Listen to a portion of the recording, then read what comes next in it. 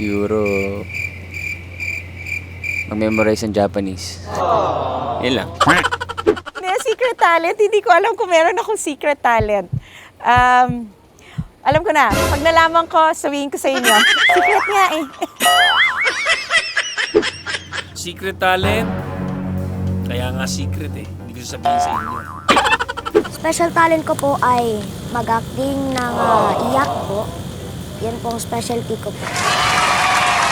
Secret talent. Secret.